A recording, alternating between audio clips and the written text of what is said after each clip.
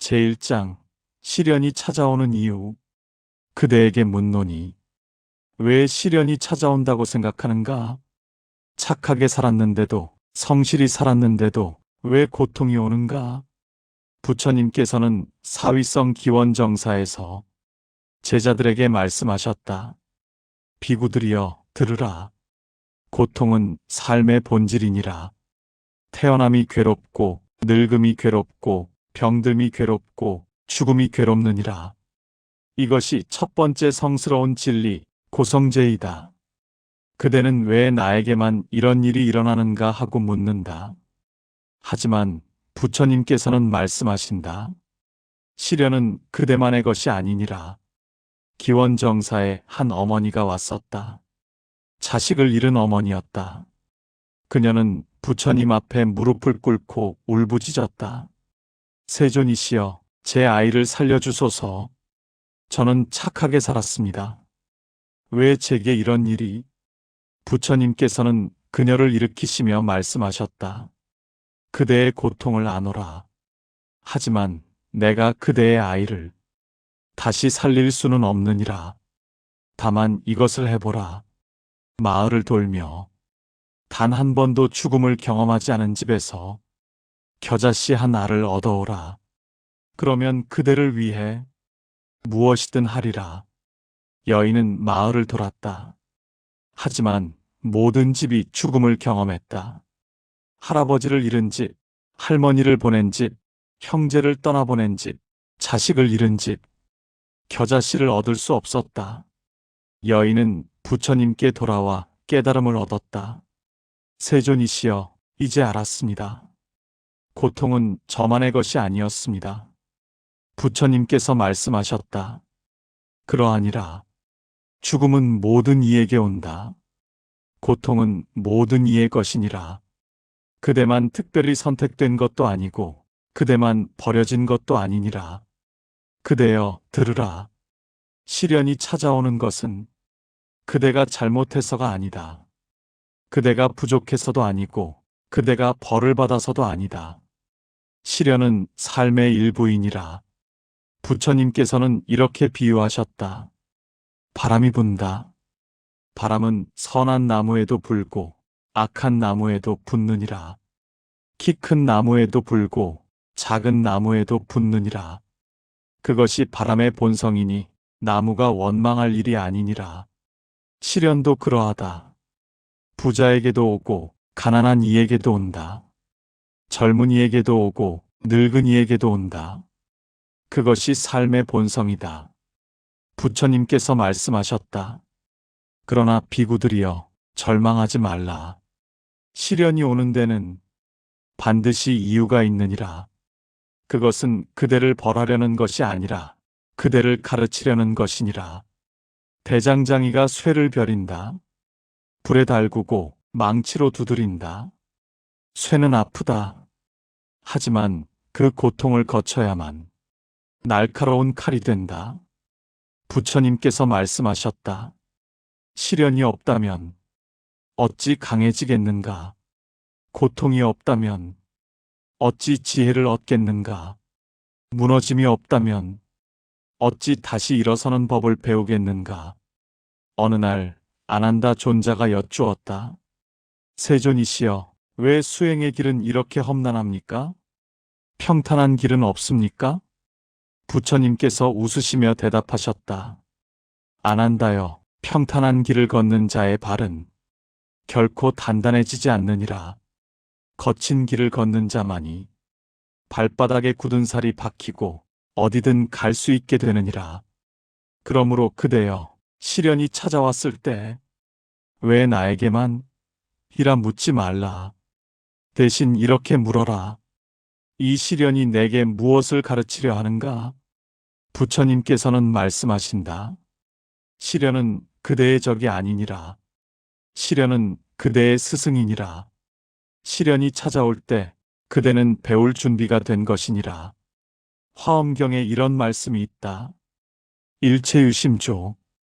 일체는 오직 마음이 지은 것이니라. 같은 시련이 와도 어떤 이는 무너지고 어떤 이는 일어선다. 차이는 밖에 아니라 마음에 있다. 부처님께서 말씀하셨다. 두 사람이 화살을 맞았느니라. 한 사람은 화살을 맞고도 담담히 치료를 받았고 다른 사람은 화살을 맞고 왜 나만 맞았는가? 라며 또 다른 화살로 자신을 찔렀느니라. 첫 번째 화살은 시련이요 두 번째 화살은 원망이니라. 시련은 피할 수 없으되 원망은 스스로 택하는 것이니라. 그러므로 그대여 시련이 왔을 때 원망하지 말라. 있는 그대로 보라. 이것이 시련이구나. 나는 지금 힘들구나. 그렇게 인정하는 것, 그것이 첫걸음이다. 부처님께서 말씀하셨다. 고통을 아는 것, 그것이 고통에서 벗어나는 첫 번째 길이니라. 시련은 반드시 온다.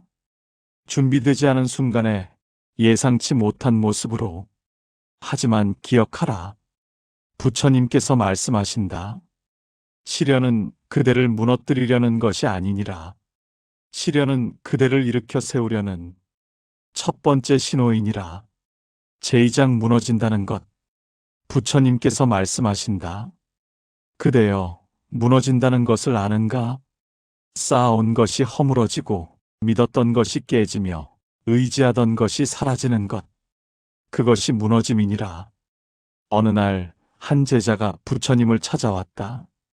그는 모든 것을 잃었다. 재산도, 가족도, 명예도. 부처님 앞에 무릎을 꿇고 울었다. 세존이시여, 저는 끝났습니다. 이제 일어설 힘이 없습니다. 부처님께서 조용히 물으셨다. 그대가 쌓은 탑이 무너졌는가? 그렇습니다, 세존이시여. 그러면 그대 자신도 무너졌는가? 제자는 말문이 막혔다. 부처님께서 말씀하셨다. 탑은 무너졌으되 탑을 쌓았던 그대는 여전히 여기 있지 않는가? 재산은 사라졌으되 재산을 모았던 그대의 능력은 어디로 갔는가? 무너진 것은 밖의 것이요 그대 자신은 무너지지 않았느니라. 법구경에 이렇게 쓰여 있다. 쌓인 것은 반드시 무너지고 만난 것은 반드시 헤어지며 생긴 것은 반드시 사라지느니라. 이것이 무상의 법칙이니라. 그대여 들으라. 무너지는 것은 자연의 이치다. 쌓으면 언젠가 무너진다. 높이 올리면 더 크게 무너진다. 그것을 두려워할 필요가 없다. 부처님께서 사리불 존자에게 말씀하셨다. 사리불이여, 그대는 무너짐을 두려워하는가? 사리불이 대답했다. 두렵지 않습니다, 세존이시여. 어찌하여 두렵지 않은가? 무너짐은 새로 쌓을 기회이기 때문입니다. 부처님께서 미소 지으셨다. 그러하니라. 무너져야 다시 쌓을 수 있고 비워야 다시 채울 수 있느니라. 사람들은 무너지는 것을 두려워한다. 쌓아온 것이 아까워서, 잃을 것이 두려워서, 수치스러워서. 하지만 부처님께서는 말씀하신다. 무너지는 것은 부끄러운 일이 아니니라. 그것은 새로 시작할 기회이니라. 어느 왕이 전쟁에서 패했다. 왕국을 잃고 왕관을 빼앗기고 궁전에서 쫓겨났다. 그는 산속으로 숨어들었다. 바위 위에 앉아 절망에 빠졌다. 나는 이제 끝났다. 그때 한 거미를 보았다. 거미는 거미줄을 치고 있었다. 바람이 불어 거미줄이 끊어졌다. 하지만 거미는 다시 줄을 쳤다. 또 끊어졌다. 또다시 쳤다. 7번을 끊어지고 7번을 다시 쳤다. 마침내 거미줄이 완성되었다. 왕은 깨달았다. 거미도 7번 무너지고 7번 다시 일어섰는데 내가 한 번 무너졌다고 포기할 수 있는가? 왕은 산을 내려와 다시 군사를 모았고 결국 왕국을 되찾았다. 부처님께서 말씀하신다. 무너지는 것을 두려워하지 말라. 일어서지 않는 것을 두려워하라. 무너짐에는 두 가지가 있다. 하나는 밖에 무너짐이요 하나는 안에 무너짐이니라. 밖에 무너짐은 재산을 잃고 지위를 잃고 건강을 잃는 것이다. 이것은 자연스러운 일이다. 무상의 법칙이니 피할 수 없다. 하지만 안에 무너짐은 다르다. 믿음을 잃고 희망을 잃고 자신을 잃는 것. 이것이 진짜 무너짐이다. 부처님께서 말씀하셨다. 밖의 것을 잃어도 안을 지키면 다시 일어설 수 있느니라. 하지만 안을 잃으면 밖의 것을 다 가져도 이미 무너진 것이니라. 어느 부자가 하루아침에 모든 재산을 잃었다. 그는 절망하지 않았다. 재산은 잃었지만 일하는 능력은 남아있다. 지혜는 남아있다. 건강도 남아있다. 그는 다시 시작했고 10년 후 더 큰 부자가 되었다. 또 다른 부자는 조금의 재산을 잃고 완전히 무너졌다. 나는 끝났어. 그는 일어서지 못했다. 두 사람의 차이는 무엇인가? 잃은 것의 크기가 아니라 마음의 크기였다. 부처님께서 말씀하신다. 무너졌을 때 그대가 잃은 것을 세지 말라. 그대에게 남은 것을 세어라. 숨이 남아있고 생각할 수 있고 움직일 수 있다면 그대는 아직 무너지지 않은 것이니라. 유마경에 이런 말씀이 있다. 몸은 병들어도 마음까지 병들게 하지 말라. 밖이 무너져도 안을 지키는 것. 그것이 진정한 힘이다. 부처님께서 제자들에게 물으셨다. 집이 무너지면 그 안에 살던 사람도 무너지는가? 제자들이 대답했다. 아닙니다, 세존이시여. 사람은 나와서 다른 곳에 집을 지을 수 있습니다. 그러하니라. 밖의 것이 무너져도 안의 것이 살아있으면 다시 지을 수 있느니라. 무너짐은 끝이 아니다. 무너짐은 과정이다. 낡은 것이 무너져야 새 것을 지을 수 있다.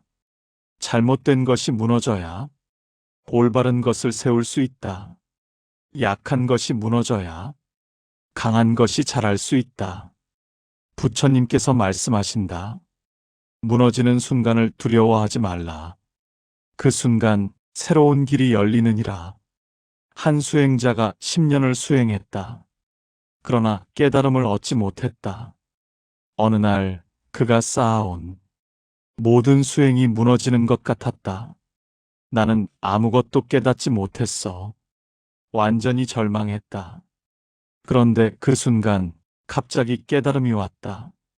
무너짐의 순간에 집착이 사라졌고 집착이 사라지자 진실이 보였다. 부처님께서 말씀하신다. 때로는 무너져야만 볼 수 있는 것이 있느니라. 집착의 벽이 무너질 때 진리의 문이 열리느니라. 그러므로 그대여 무너지는 것을 두려워하지 말라. 무너짐은 실패가 아니라 변화의 시작이니라. 무너짐은 끝이 아니라 새로운 시작이니라. 부처님께서 말씀하신다. 씨앗은 땅에 떨어져 껍질이 깨져야 싹이 트느니라. 무너짐은 깨달음의 씨앗이니 두려워 말고 받아들이라. 제3장 고통이 주는 가르침. 부처님께서 말씀하신다. 그대여 고통을 피하려 하지 말라. 고통은 그대의 스승이니라. 어느 날 한 수행자가 여쭈었다. 세존이시여, 왜 수행을 해도 고통이 사라지지 않습니까? 부처님께서 대답하셨다. 고통을 없애려 하기 때문이니라. 고통을 배우려 하지 않고 고통을 버리려만 하기 때문이니라. 그대여 들으라. 고통에는 반드시 가르침이 있다. 그 가르침을 배우지 않고 고통만 피하려 하면 같은 고통이 다시 찾아온다. 부처님께서 이런 비유를 드셨다. 한 사람이 길을 걷다가 돌에 걸려 넘어졌느니라. 일어나서 그 돌을 원망하며 돌을 걷어차고 갔느니라. 다시 걷다가 또 넘어졌느니라. 그는 또 돌을 원망했느니라. 하지만 한 번도 자신의 걸음을 돌아보지 않았느니라. 고통을 원망만 하고 고통이 주는 가르침을 보지 못하면 같은 고통이 반복된다. 부처님께서 말씀하신다. 고통은 스승이니 스승의 말을 들어야 하느니라. 그렇다면 고통은 무엇을 가르치는가? 부처님께서 사성제를 설하셨다. 첫째, 괴로움이 있음을 알라. 둘째, 괴로움의 원인을 알라. 셋째, 괴로움이 사라질 수 있음을 알라. 넷째, 괴로움에서 벗어나는 길을 알라. 고통의 첫 번째 가르침은 자각이니라. 고통을 느낄 때 우리는 비로소 깨어난다. 편안할 때는 잠들어 있다. 아무것도 보지 못하고 아무것도 느끼지 못한다. 하지만 고통이 올 때 우리는 깨어난다. 부처님께서 말씀하신다. 고통은 깨어남의 종소리니라. 시다르타 태자는 궁전에서 편안하게 살았다. 모든 것이 갖춰져 있고 원하는 것은 다 있었다. 하지만 그는 잠들어 있었다. 어느 날 궁전을 나가 늙은이, 병든이, 죽은 이를 보았다. 그때 고통을 보았고 그 고통이 그를 깨웠다. 이것이 삶의 진실이구나. 그 깨달음이 그를 구도의 길로 이끌었다. 부처님께서 말씀하신다. 고통이 없었다면 내가 어찌 깨달음을 구했겠는가. 고통이 나를 깨웠느니라. 고통의 두 번째 가르침은 연민이니라. 고통을 겪어본 자만이 타인의 고통을 안다. 아파본 적 없는 자는 아픔을 이해하지 못한다. 하지만 고통을 겪은 자는 타인의 눈물을 본다. 부처님께서 제자들에게 말씀하셨다. 그대들이 고통받는 것은 타인의 고통을 이해하기 위함이니라. 고통은 그대의 마음을 자비로 만드느니라. 어느 왕이 있었다. 그는 백성들에게 엄격했다. 왜 게으르냐? 왜 일을 하지 않느냐? 그러다 전쟁에서 패하여 포로가 되었다. 매일 굶고 매일 매를 맞고 매일 고통받았다. 3년 후 풀려나 다시 왕이 되었다. 이제 그는 백성을 이해했다. 굶주림이 얼마나 고통인지, 매를 맞는 것이 얼마나 아픈지 이제 나도 아느니라. 그는 자비로운 왕이 되었다. 부처님께서 말씀하신다. 고통은 그대의 마음을 부드럽게 하느니라. 고통 없이는 진정한 자비를 배울 수 없느니라. 고통의 세 번째 가르침은 집착을 내려놓음이니라. 사람은 고통받을 때 비로소 놓을 수 있다. 편안할 때는 모든 것을 붙들고 싶어 한다. 하지만 고통이 극에 달하면 더 이상 붙들 수 없다. 그때 손이 열린다. 부처님께서 말씀하신다. 고통이 그대의 손을 열어주느니라. 한 부자가 있었다. 재산에 집착했다. 한 푼도 쓰지 않고 하루 종일 돈을 세며 살았다. 그러다 큰 병이 들었다. 죽음이 코앞에 왔다. 그제야 깨달았다. 돈이 나를 살릴 수 없구나. 그는 모든 재산을 가난한 이들에게 나누어 주었다. 죽기 전 그는 평화로웠다. 이제야 자유롭구나. 부처님께서 말씀하신다. 고통이 집착을 태워버릴 때 비로소 자유가 온다. 고통의 네 번째 가르침은 무상의 이치니라. 고통을 겪으며 우리는 깨닫는다. 모든 것이 변한다는 것을. 좋은 것도 지나가고 나쁜 것도 지나간다. 영원한 것은 없다. 부처님께서 말씀하신다. 고통도 머물지 않느니라. 반드시 변하고 반드시 지나가느니라. 한 여인이 남편을 잃었다. 10년을 울었다. 이 슬픔은 영원할 거야. 하지만 20년이 지나자 슬픔이 조금 옅어졌다.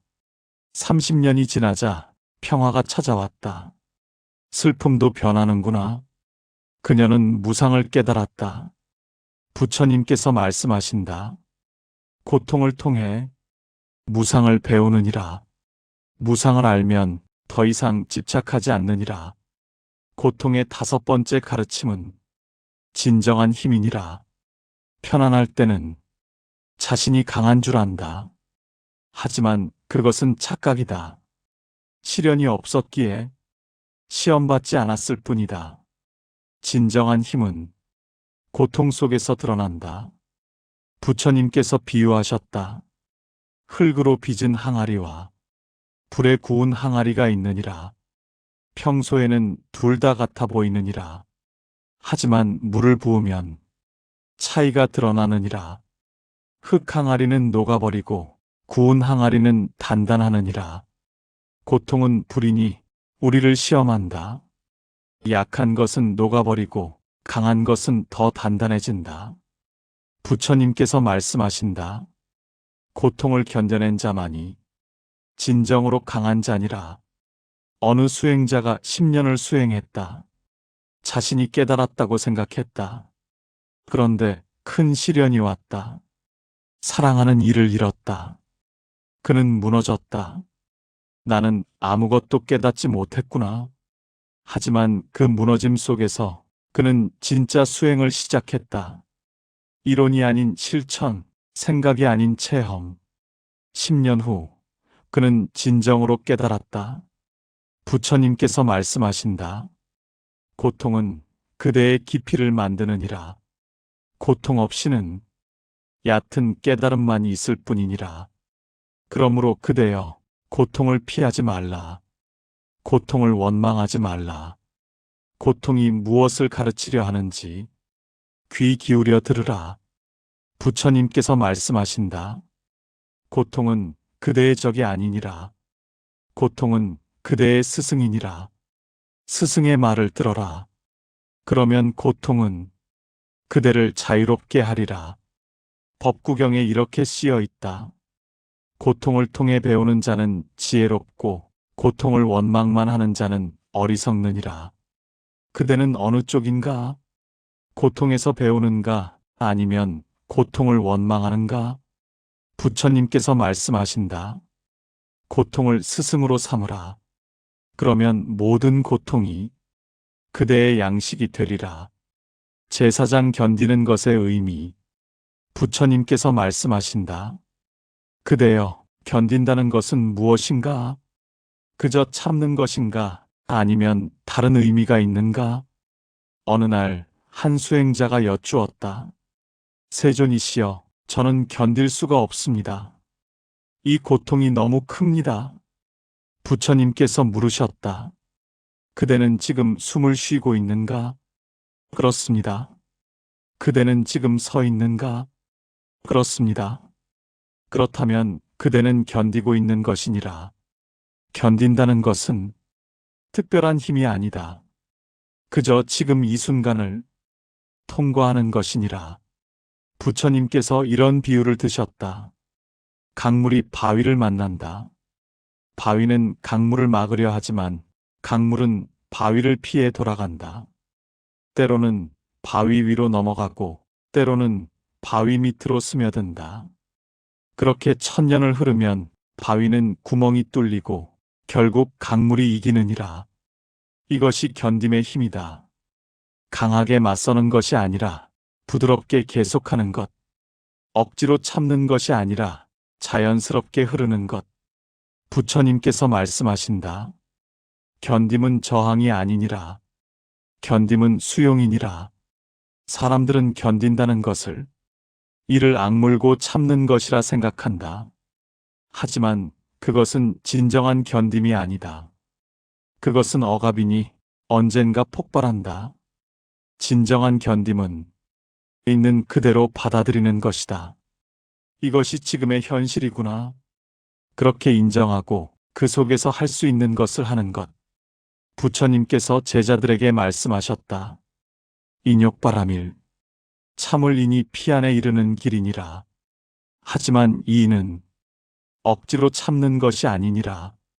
화가 나되 화에 휩쓸리지 않고 슬프되 슬픔에 빠지지 않으며 아프되 아픔에 굴복하지 않는 것이니라. 한 수행자가 모욕을 당했다. 누군가 그에게 침을 뱉었다. 수행자는 조용히 침을 닦았다. 그러고는 합장하고 떠났다. 제자들이 물었다. 스승님, 화가 나지 않으셨습니까? 수행자가 대답했다. 화는 났느니라. 하지만 화에 따라 행동하지 않았을 뿐이니라. 이것이 견딤이다. 감정을 없애는 것이 아니라 감정에 휩쓸리지 않는 것. 부처님께서 말씀하신다. 감정은 파도와 같으니 일어났다가 사라지느니라. 파도에 휩쓸리지 말고 파도를 바라보라. 그것이 견딤이니라. 견딤에는 세 가지 단계가 있다. 첫 번째는 억지 견딤이니라. 이를 악물고 주먹을 쥐고 온몸에 힘을 주고 참는 것. 이것은 오래가지 못한다. 힘이 다하면 무너진다. 두 번째는 이해하는 견딤이니라. 이것도 지나가리라. 그렇게 무상을 이해하며 견디는 것. 이것은 첫 번째보다 낫다. 하지만 아직 수동적이다. 세 번째는 변화시키는 견딤이니라. 고통을 받아들이되 그 속에서 배우고 그 속에서 성장하며 그 속에서 변화하는 것. 이것이 가장 높은 견딤이다. 부처님께서 말씀하신다. 견딤은 단순히 버티는 것이 아니니라. 견디는 동안 변화하는 것이니라. 어느 나무가 폭풍을 만났다. 바람이 세차게 불었다. 나무는 이를 악물고 견뎠다. 하지만 가지가 부러졌다. 다른 나무는 바람에 몸을 맡겼다. 휘어지고 흔들리고 춤을 추었다. 폭풍이 지나간 후 이 나무는 멀쩡했다. 부처님께서 말씀하신다. 유연함이 강함이니라. 억지로 버티려 하지 말고 흐름에 따라 견디라. 견딘다는 것은 시간을 필요로 한다. 모든 것이 한순간에 해결되지 않는다. 씨앗을 심으면 싹이 트기까지 기다려야 한다. 물을 주고 햇빛을 쬐게 하고 그저 기다린다. 조급하게 땅을 파헤쳐 씨앗을 확인하면 싹은 죽는다. 부처님께서 말씀하신다. 견딤은 기다림이니라. 조급해하지 말라. 때가 되면 꽃이 피느니라. 어느 수행자가 10년을 수행했다. 아무 변화도 없는 것 같았다. 내가 왜 이러고 있나? 포기하고 싶었다. 스승이 말했다. 대나무를 보라. 대나무는 심은 지 5년 동안 땅 위로 거의 자라지 않느니라. 하지만 땅 속에서는 뿌리가 깊고 넓게 퍼지고 있느니라. 5년이 지나면 대나무는 하루에 1미터씩 자라느니라. 그대의 수행도 그러하니 보이지 않는 곳에서 자라고 있느니라. 수행자는 계속했다. 15년이 지났을 때 갑자기 깨달음이 왔다. 부처님께서 말씀하신다. 견디는 시간은 헛되지 않느니라. 보이지 않는 곳에서 그대는 자라고 있느니라. 견딤의 가장 어려운 점은 끝을 모른다는 것이다. 언제까지 견뎌야 하는지, 언제 끝나는지 모른다. 그래서 절망한다. 부처님께서 말씀하신다. 끝을 생각하지 말라. 오직 지금 이 순간만 견디라. 내일을 견딜 필요는 없느니라. 오직 지금만 견디면 되느니라. 한 여인이 큰 병을 앓았다. 의사가 말했다. 1년은 투병해야 합니다. 여인은 절망했다. 1년을 어떻게 견뎌요? 그러나 그녀는 이렇게 생각을 바꿨다. 1년은 생각하지 말자. 오늘 하루만 견디자. 매일 아침 일어나며 말했다. 오늘 하루만 견디면 돼. 그렇게 하루하루 견뎠다. 1년이 지났을 때 그녀는 완치되었다. 부처님께서 말씀하신다. 오늘을 견디는 자는 1년을 견딜 수 있느니라. 그러므로 그대여, 먼 미래를 보지 말라. 오직 지금 이 순간만 보라. 지금 이 순간은 견딜 만하다. 지금 이 순간은 살아갈 만하다. 그 순간들이 모여 결국 시련을 통과하게 되느니라. 부처님께서 말씀하신다. 견딤은 특별한 능력이 아니니라. 그저 한 걸음 또 한 걸음 내딛는 것이니라. 그 걸음들이 모여 결국 피안에 이르느니라. 제5장 시련 속 집착 놓기. 부처님께서 말씀하신다. 그대여, 시련이 고통스러운 이유는 무엇인가? 시련 그 자체 때문인가? 아니면 그대의 집착 때문인가? 어느 날 한 제자가 여쭈었다. 세존이시여, 저는 모든 것을 잃었습니다. 너무 괴롭습니다. 부처님께서 물으셨다. 그대가 잃은 것은 무엇인가? 재산과 명예와 지위를 잃었습니다. 그것들이 원래 그대의 것이었는가? 제자는 대답하지 못했다. 부처님께서 말씀하셨다. 원래 그대의 것이 아니었거늘 어찌 잃었다 하는가? 잠시 맡아두었던 것을 돌려준 것뿐이니라. 금강경에 이런 말씀이 있다. 일체의 법은 여몽한 포영이니 꿈과 같고 환상과 같고 물거품과 같고 그림자와 같느니라. 우리가 가진 모든 것은 잠시 맡아둔 것이니 영원한 것이 없다. 그런데 우리는 집착한다. 이것은 내 것이야. 이것을 잃으면 안 돼. 그 집착이 고통을 만든다. 부처님께서 말씀하신다.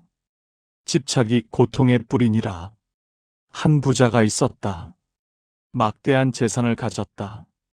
하지만 하루도 편한 날이 없었다. 재산을 잃을까 두렵고 도둑이 들까 걱정하고 밤마다 금고를 확인했다. 어느 날 화재가 나서 모든 것을 잃었다. 처음에는 절망했다. 하지만 며칠 후 묘한 평화를 느꼈다. 더 이상 걱정할 것이 없구나. 더 이상 지킬 것이 없구나. 그제야 편안해졌다. 부처님께서 말씀하신다. 가진 것이 많을수록 집착도 많고 집착이 많을수록 고통도 많으니라. 시련이 올 때 우리는 더욱 집착하게 된다. 잃을까 두려워 더 세게 붙잡는다. 하지만 그것이 오히려 고통을 키운다. 부처님께서 비유하셨다. 원숭이가 손을 항아리에 넣어 먹이를 움켜쥐었느니라. 주먹을 쥔 채로는 항아리에서 손을 뺄 수 없느니라. 하지만 원숭이는 먹이를 놓지 못하고 항아리에 갇혀버렸느니라. 손을 펴면 자유로운데 집착 때문에 스스로 갇히느니라. 우리도 그러하다. 놓으면 자유로운데 집착 때문에 스스로를 가둔다. 부처님께서 말씀하신다. 시련이 왔을 때 더 세게 붙잡지 말라. 오히려 놓을 때니라. 어느 수행자가 10년을 수행했다. 깨달음을 얻고 싶었다. 하지만 얻지 못했다. 더 열심히 수행했다. 더 오래 좌선하고 더 많이 경전을 읽었다. 하지만 여전히 깨달음은 오지 않았다. 어느 날 너무 지쳐서 모든 것을 포기했다. 나는 깨달을 수 없구나. 그 순간 깨달음이 왔다. 구하는 마음이 사라지니 저절로 깨달음이 온 것이다. 부처님께서 말씀하신다. 구하면 멀어지고 놓으면 가까워지느니라. 시련 속에서 놓는다는 것은 포기한다는 뜻이 아니다. 집착을 놓는다는 뜻이다. 반드시 이래야 해. 꼭 이렇게 되어야 해. 그런 집착을 놓는 것이다. 부처님께서 말씀하신다. 결과에 집착하지 말고 과정에 충실하라. 최선을 다하되 결과는 받아들이라. 한 농부가 씨를 뿌렸다. 매일 밭에 나가 싹이 났는지 확인했다. 왜 안 나오지? 조급해서 땅을 파헤쳤다. 씨앗은 죽었다. 다른 농부는 씨를 뿌리고 기다렸다. 물을 주고 햇빛을 쬐게 하고 그저 기다렸다. 때가 되자 싹이 났다. 부처님께서 말씀하신다. 결과에 집착하면 과정을 망치느니라. 과정에 충실하면 결과는 저절로 오느니라. 시련 속에서 우리가 놓아야 할 것들이 있다. 첫째, 결과에 대한 집착을 놓으라. 반드시 성공해야 해. 꼭 이겨야 해. 그 집착이 그대를 올가맨다. 최선을 다하되 결과는 하늘에 맡기라. 둘째, 과거에 대한 집착을 놓으라. 예전에는 좋았는데 그때로 돌아가고 싶어. 과거는 이미 갔다. 아무리 붙잡아도 돌아오지 않는다. 셋째, 타인의 기대에 대한 집착을 놓으라. 사람들이 뭐라 할까? 창피해서 어떻게 해? 남의 시선에 갇히면 자신을 잃는다. 넷째, 자아에 대한 집착을 놓으라. 나는 이런 사람이야. 내 자존심이 허락 못해. 그 자아가 그대를 가둔다. 부처님께서 말씀하신다. 무아, 고정된 나는 없느니라. 나에 대한 집착을 놓을 때 비로소 자유로워지느니라. 어느 왕이 전쟁에서 졌다. 왕국을 잃고 왕관을 벗었다. 처음에는 수치스러웠다. 나는 왕인데. 하지만 시간이 지나며 깨달았다. 왕관이 나를 만든 게 아니구나. 왕관 없어도 나는 나구나. 오히려 자유로워졌다. 왕이라는 집착에서 벗어났기 때문이다. 부처님께서 말씀하신다. 시련은 집착을 벗기느니라. 아픈 과정이지만 결국 자유롭게 하느니라. 그렇다면 어떻게 놓는가? 억지로 놓으려 하면 오히려 더 붙잡게 된다. 부처님께서 말씀하신다. 놓으려 하지 말라. 다만 붙잡지 말라. 생각이 일어나는 것은 막을 수 없으되 그 생각을 붙잡지는 말라. 구름이 하늘을 지나간다. 하늘은 구름을 붙잡지 않는다. 그저 지나가게 둔다. 마음도 그러해야 한다. 집착하는 생각이 일어나면 아, 집착하고 있구나. 그렇게 알아차리고 다시 놓는다. 수백 번 일어나면 수백 번 놓는다. 부처님께서 말씀하신다. 놓는 연습을 하라. 처음에는 어렵지만 연습할수록 쉬워지느니라. 그러므로 그대여 시련이 왔을 때 더 세게 붙잡지 말라. 오히려 놓으라. 결과를 놓고 과거를 놓고 기대를 놓고 자아를 놓으라. 부처님께서 말씀하신다. 놓을수록 가벼워지고 가벼워질수록 자유로워지느니라. 시련은 그대에게 놓는 법을 가르치느니라. 제6장 있는 그대로 받아들이기. 부처님께서 말씀하신다. 그대여, 받아들인다는 것은 무엇인가? 포기하는 것인가? 아니면 다른 의미인가? 어느 날 비가 내렸다. 한 제자는 불평했다. 왜 하필 오늘 비가 오는가? 다른 제자는 조용히 말했다. 비가 오는구나. 부처님께서 물으셨다. 누가 더 평화로운가? 제자들이 대답했다. 두 번째 제자입니다. 왜 그러한가? 첫 번째는 저항하고 두 번째는 받아들이기 때문입니다. 부처님께서 말씀하셨다. 그러하니라. 저항은 고통을 만들고 받아들임은 평화를 만드느니라. 있는 그대로 받아들인다는 것. 이것이 시련을 대하는 가장 지혜로운 방법이다.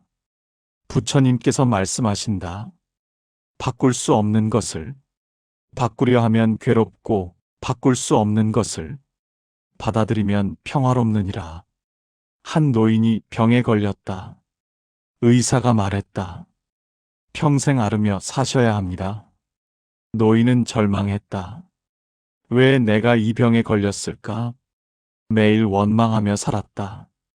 병은 나아지지 않고 마음만 더 아팠다. 어느 날 지쳐서 생각을 바꿨다. 병을 바꿀 수 없다면 병과 함께 사는 법을 배우자. 병을 원망하는 대신 병을 이해하려 했다. 어떻게 하면 덜 아플까? 어떻게 하면 편안할까? 병과 싸우지 않고 병과 함께 살았다. 마음이 평화로워졌다. 부처님께서 말씀하신다. 바꿀 수 없는 것과 싸우지 말라. 받아들이고 함께 가라. 받아들임은 세 단계가 있다. 첫째, 현실을 인정하는 것이다. 이것이 지금의 현실이구나. 부정하지 않고 도망치지 않고 있는 그대로 보는 것. 둘째, 저항을 멈추는 것이다. 이래서는 안 되는데. 이럴 리 없어. 그런 저항을 멈추는 것.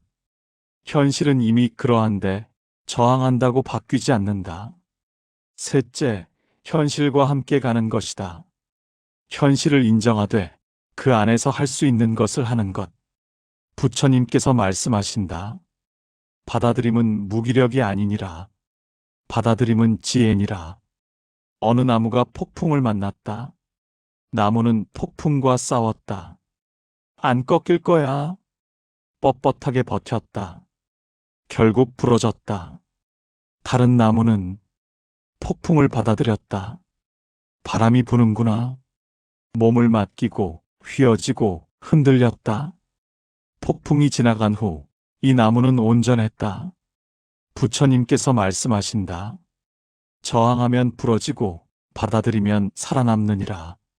사람들은 오해한다. 받아들인다는 것을 포기한다는 것으로. 하지만 그렇지 않다.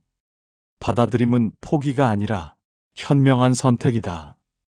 바꿀 수 없는 것은 받아들이고 바꿀 수 있는 것에 집중하는 것.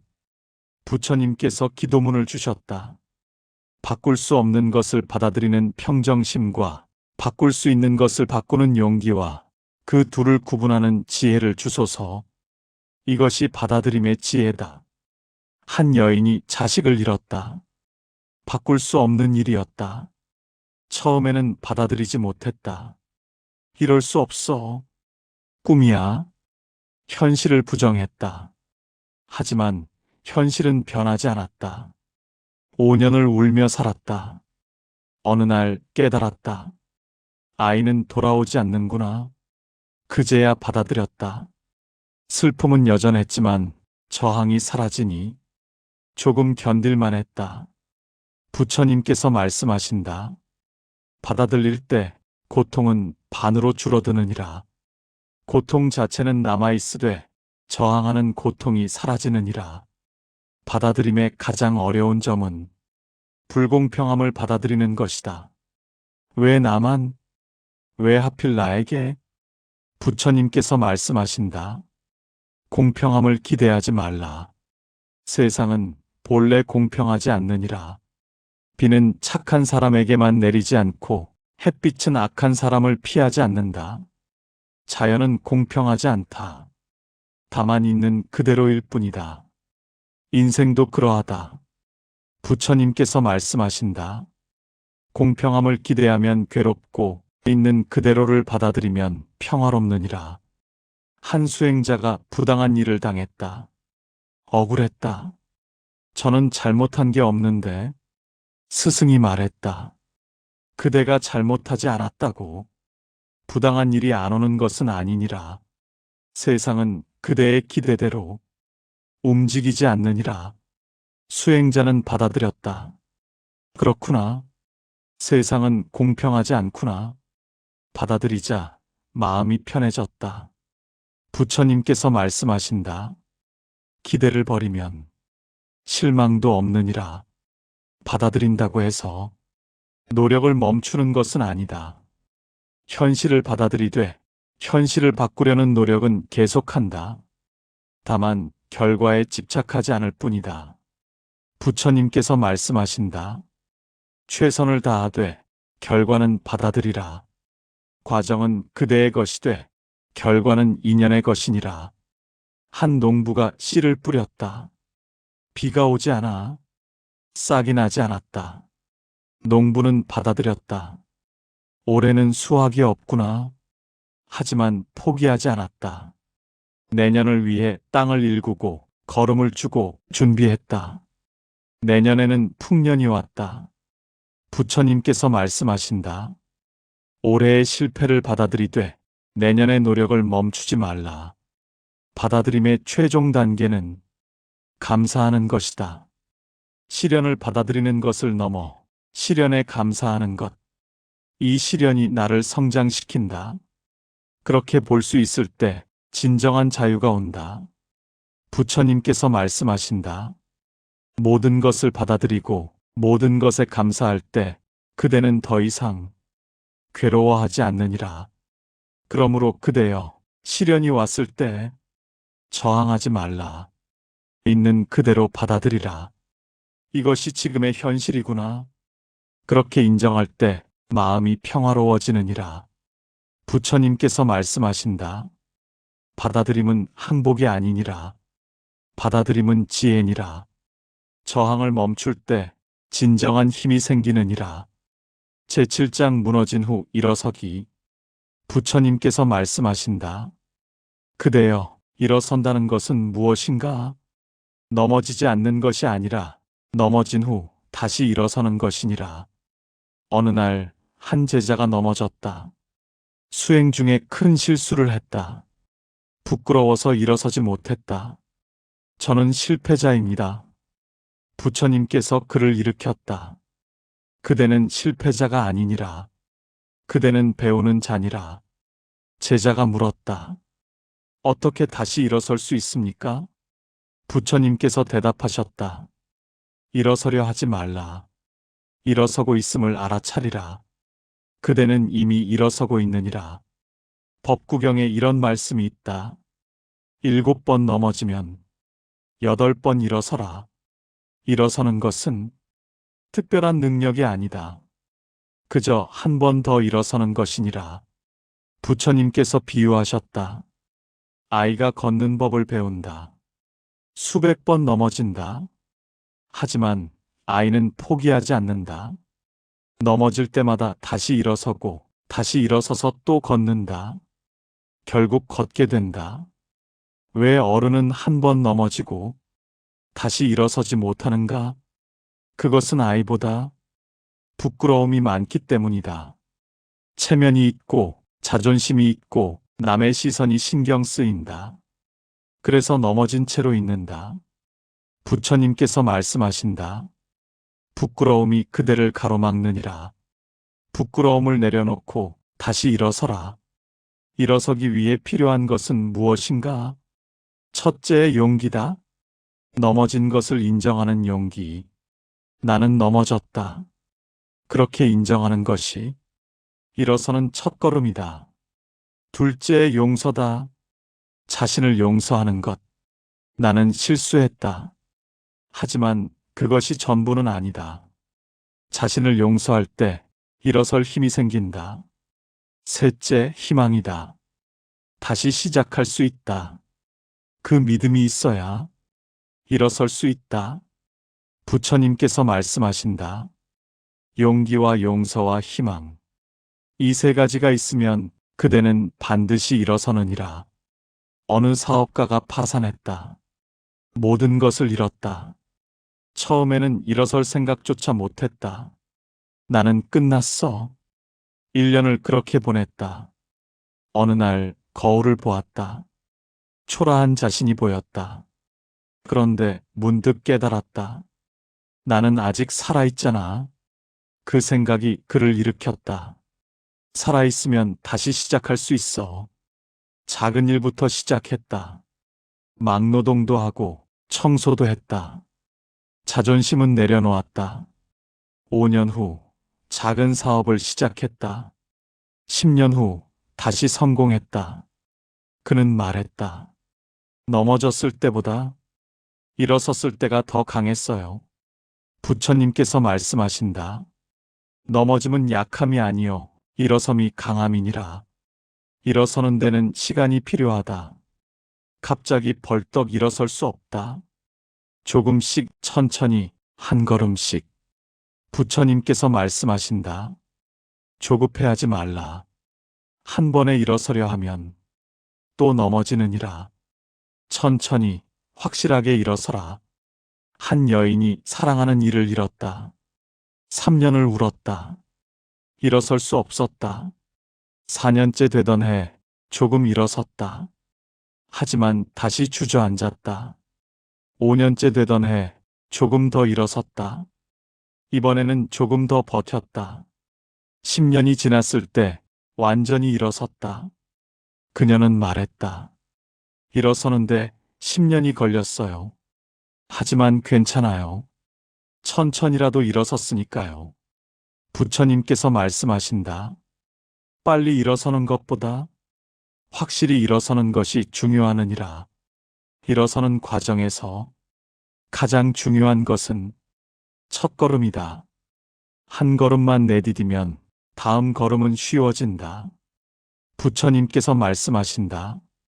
천리 길도 한 걸음부터니라. 한 수행자가 10년을 수행하다. 모든 것을 잃었다. 깨달음도 믿음도 희망도 완전히 무너졌다. 1년을 그렇게 보냈다. 어느 날 작은 결심을 했다. 오늘 하루만 수행해보자.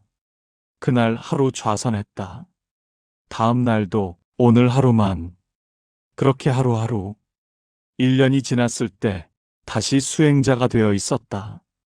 5년 후 깨달음을 얻었다. 부처님께서 말씀하신다. 큰 일어섬은 작은 일어섬에서 시작되느니라. 일어설 때 혼자일 필요는 없다. 도움을 청하는 것도 용기다. 부처님께서 말씀하신다. 혼자 일어서려 하지 말라. 도움을 받아도 되느니라. 함께 일어서는 것이 더 확실하느니라. 어느 수행자가 넘어졌다.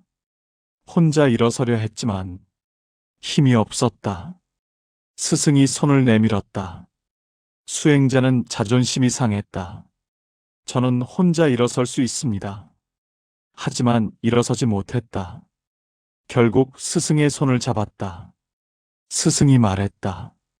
도움을 받는 것은 약함이 아니니라. 도움을 청하는 것이 진정한 강함이니라. 부처님께서 말씀하신다. 상가가 있는 이유는 함께 일어서기 위함이니라.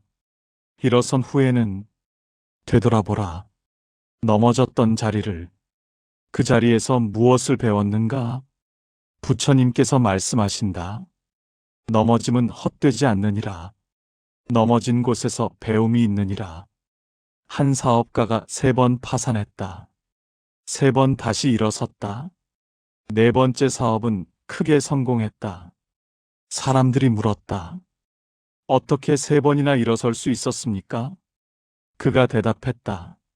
3번 넘어지며 배웠기 때문입니다. 첫 번째 넘어짐에서 교만을 버렸고, 2번째 넘어짐에서 인내를 배웠고, 3번째 넘어짐에서 지혜를 얻었습니다. 4번째는 넘어진 적이 있기에 성공할 수 있었습니다. 부처님께서 말씀하신다. 넘어져 본 자가 잘 일어서고 넘어져 본 자가 남을 일으킬 수 있느니라. 일어서는 것의 진정한 의미는 원래 자리로 돌아가는 것이 아니다. 더 높은 곳으로 가는 것이다. 부처님께서 말씀하신다. 넘어지기 전보다 일어선 후가 더 강하니라. 어느 수행자가 큰 시련을 겪었다. 완전히 무너졌다. 하지만 다시 일어섰다. 일어선 후 그는 달라져 있었다. 더 겸손해지고, 더 자비로워지고, 더 지혜로워졌다. 사람들이 말했다. 당신은 예전보다 훨씬 나아 보입니다. 수행자가 대답했다. 넘어지지 않았다면 이렇게 되지 못했을 것입니다. 부처님께서 말씀하신다. 시련은 그대를 무너뜨리려는 것이 아니니라. 시련은 그대를 더 높이 일으키려는 것이니라. 그러므로 그대여, 넘어졌다면 일어서라. 천천히라도 좋다. 도움을 받아도 좋다. 중요한 것은 일어서는 것이니라. 부처님께서 말씀하신다. 넘어진 자리에서 새로운 길이 시작되느니라. 일어설 때 그대는 새로운 사람이 되느니라. 제8장 실현 후 피어나는 꽃. 부처님께서 말씀하신다. 그대여, 연꽃이 어디서 피는지 아는가? 맑은 연못이 아니라 흙탕물에서 피느니라. 시련도 그러하니 고통의 흙탕물에서 아름다움이 피어나느니라. 어느 날 한 제자가 여쭈었다. 세존이시여, 저는 많은 고통을 겪었습니다. 이 고통이 무슨 의미가 있습니까? 부처님께서 연못을 가리키시며 말씀하셨다. 저 연꽃을 보라. 맑은 물에서는 연꽃이 피지 않느니라. 진흙이 있어야 하고 어둠이 있어야 하며 흙탕물이 있어야 그 속에서 연꽃이 피어오르느니라. 제자가 깨달았다. 고통이 진흙이고 그 속에서 재가 피어나는 것이군요. 부처님께서 미소 지으셨다. 그러하니라. 법구경에 이런 말씀이 있다. 진흙에서 연꽃이 피듯 고통에서 깨달음이 피느니라. 시련을 겪은 후 무엇이 피어나는가? 첫째, 지혜가 피어난다. 고통을 겪기 전에는 세상을 피상적으로 본다. 하지만 고통을 겪은 후에는 세상을 깊이 이해하게 된다. 부처님께서 말씀하신다. 고통은 지혜의 스승이니라. 한 스승이 있었다. 평생 경전을 공부했다. 모든 것을 안다고 생각했다. 하지만 그것은 머리의 알미였다. 어느 날 큰 시련이 왔다. 가장 사랑하는 제자가 죽었다. 처음으로 진짜 고통을 느꼈다. 그제야 깨달았다. 경전에 쓰인 고통의 의미를, 부처님께서 말씀하셨던 무상의 진리를. 시련 후 그는 진짜 스승이 되었다. 부처님께서 말씀하신다. 책으로 배운 지혜는 얕고 고통으로 배운 지혜는 깊으니라. 둘째, 자비가 피어난다. 고통을 겪기 전에는 타인의 고통을 이해하지 못한다. 왜 저렇게 약해? 나라면 안 그럴 텐데. 하지만 고통을 겪은 후에는 타인의 고통이 보인다. 부처님께서 말씀하신다. 고통은 자비의 씨앗이니라. 어느 의사가 있었다. 환자들에게 차가웠다. 왜 관리를 안 했어요? 당신 잘못이에요. 그러다 자신이 큰 병에 걸렸다. 입원하고 수술하고 고통받았다. 퇴원 후 그는 달라졌다. 환자를 대하는 태도가 부드러워졌다. 많이 아프시죠? 제가 알아요. 고통이 그를 자비롭게 만들었다. 부처님께서 말씀하신다. 고통 없이는 진정한 자비를 배울 수 없느니라. 셋째, 강함이 피어난다. 시련을 겪기 전에는 자신이 강한 줄 안다. 하지만 그것은 시험받지 않은 강함이다. 시련을 겪은 후에야 진짜 강함을 얻는다. 부처님께서 비유하셨다.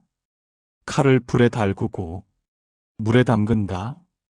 그 과정을 반복하면 칼은 더 날카로워지느니라.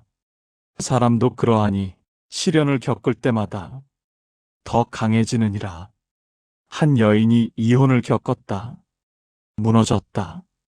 나는 혼자 못 살아. 하지만 살아야 했다. 자식을 키워야 했다. 조금씩 강해졌다. 일을 배우고 돈을 벌고 집을 꾸렸다. 10년 후 그녀는 달라져 있었다. 이제는 혼자서도 괜찮아.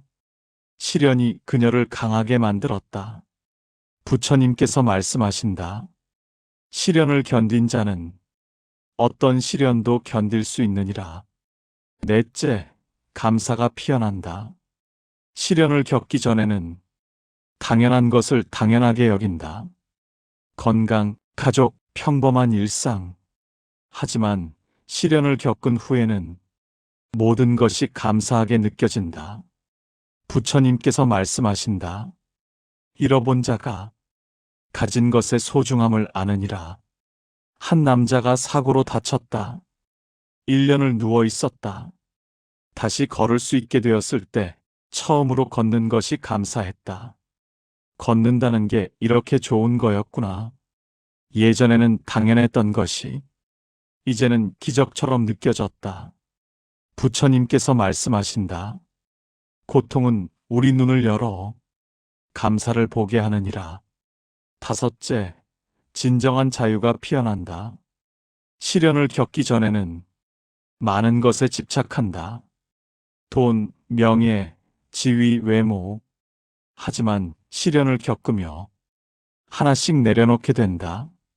잃어도 살 수 있음을 알게 된다. 부처님께서 말씀하신다. 집착에서 벗어날 때 진정한 자유가 오느니라.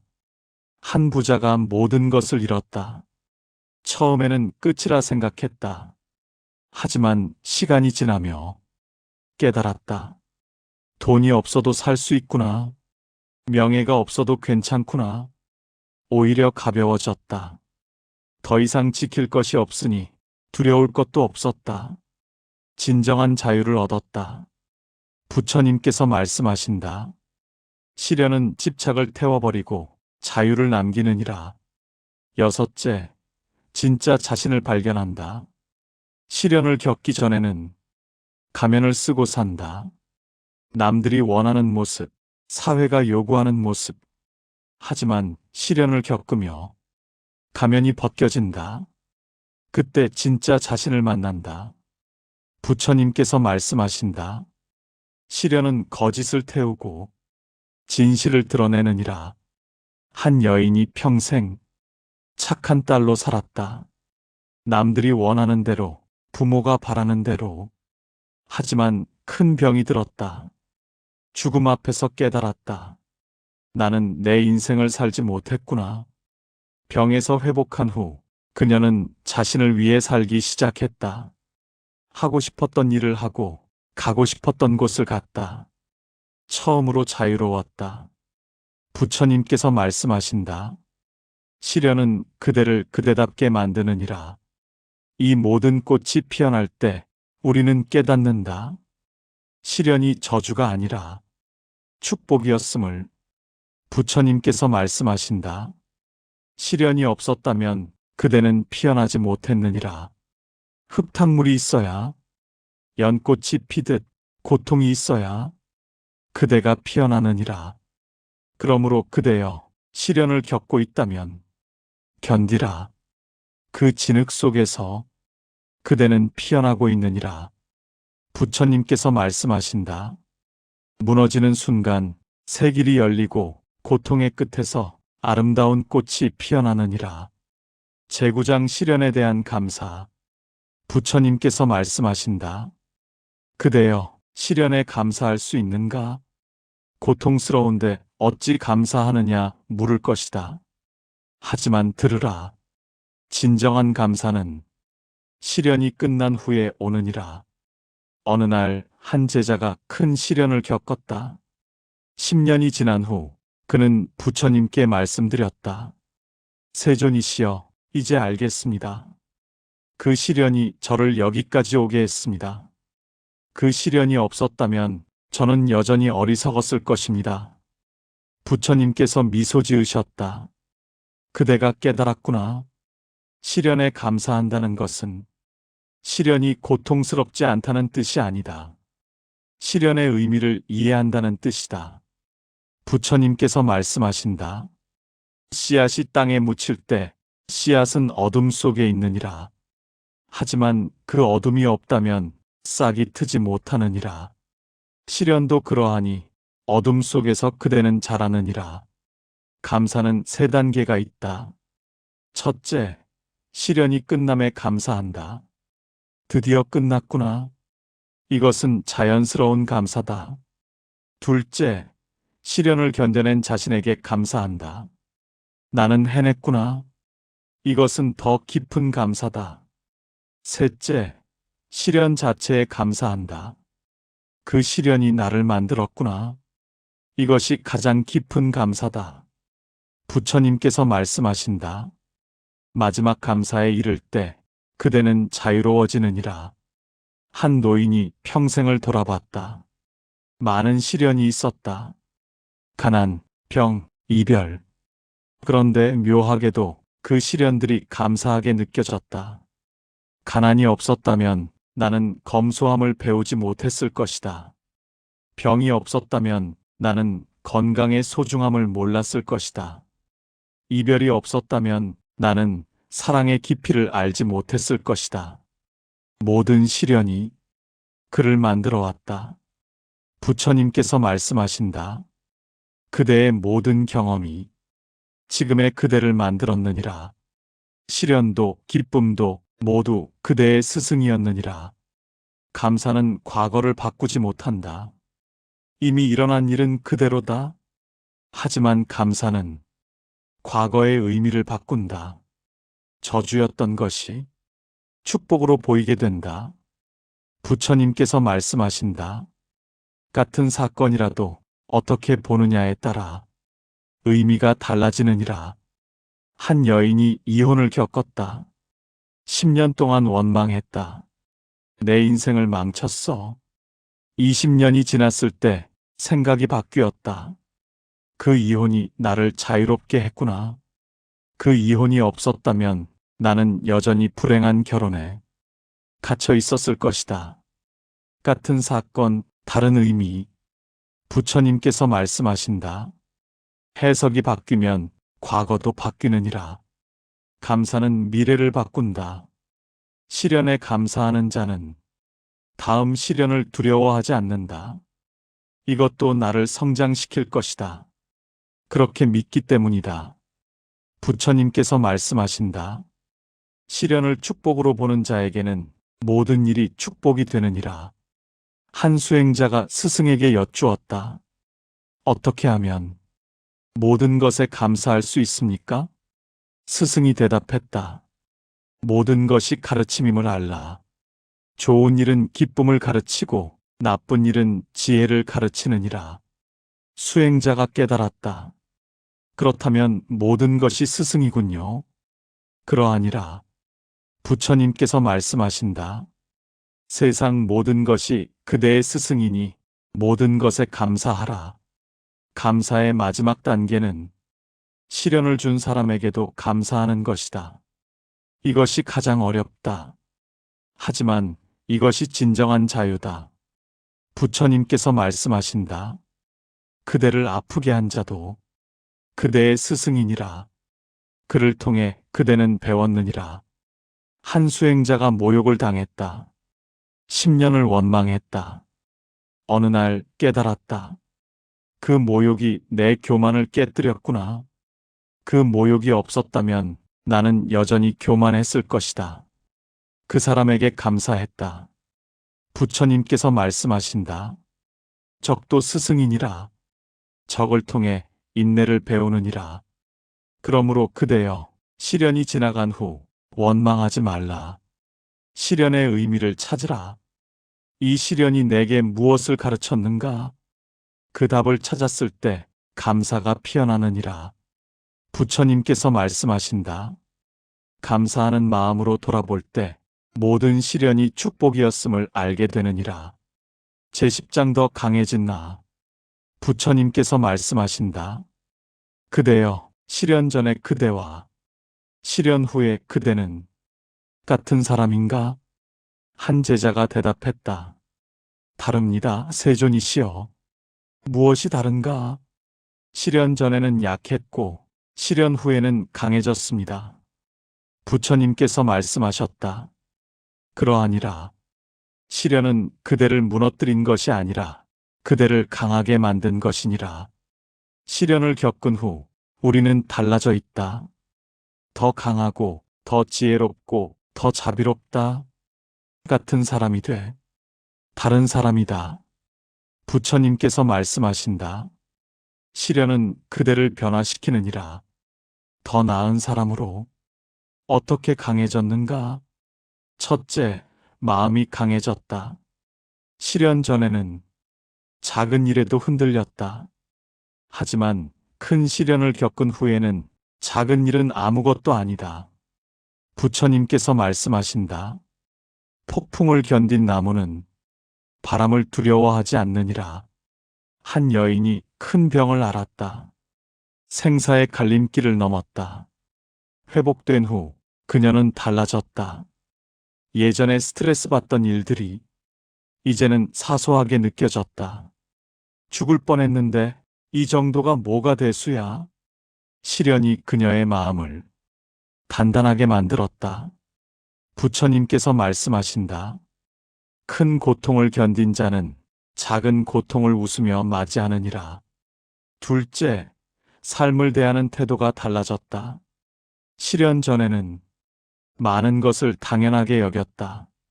하지만 시련 후에는 모든 것이 감사하다.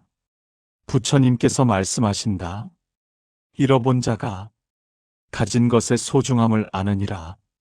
한 남자가 사고로 다쳤다. 1년을 병원에 있었다. 퇴원 후 모든 것이 달라 보였다.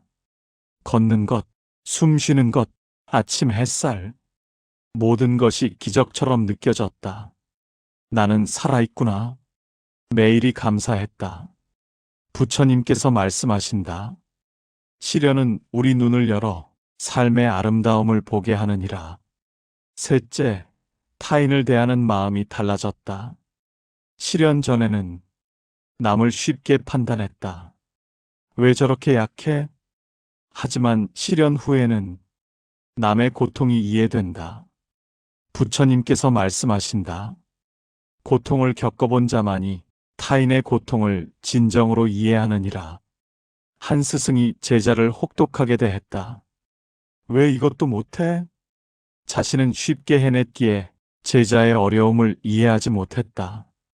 그러다 큰 시련을 겪었다. 시련 후 그는 달라졌다. 제자를 부드럽게 대했다. 천천히 해도 돼. 나도 힘들었거든. 고통이 그를 자비롭게 만들었다. 부처님께서 말씀하신다. 고통은 공감의 스승이니라. 넷째, 무엇이 중요한지 알게 되었다. 시련 전에는 사소한 것에 목숨 걸었다. 돈, 명예, 체면. 하지만 시련 후에는 진짜 중요한 것이 보인다. 부처님께서 말씀하신다. 시련은 우선순위를 바로잡느니라. 한 사업가가 파산했다. 회사, 돈, 명예를 모두 잃었다. 그런데 가족은 남아 있었다. 그제야 깨달았다. 진짜 소중한 건 가족이었구나. 재기한 후에도 그는 가족을 최우선으로 했다. 더 이상 돈에 목숨 걸지 않았다. 부처님께서 말씀하신다. 시련은 거짓을 걷어내고 진실을 드러내느니라. 다섯째, 두려움이 줄어들었다. 시련 전에는 많은 것이 두려웠다.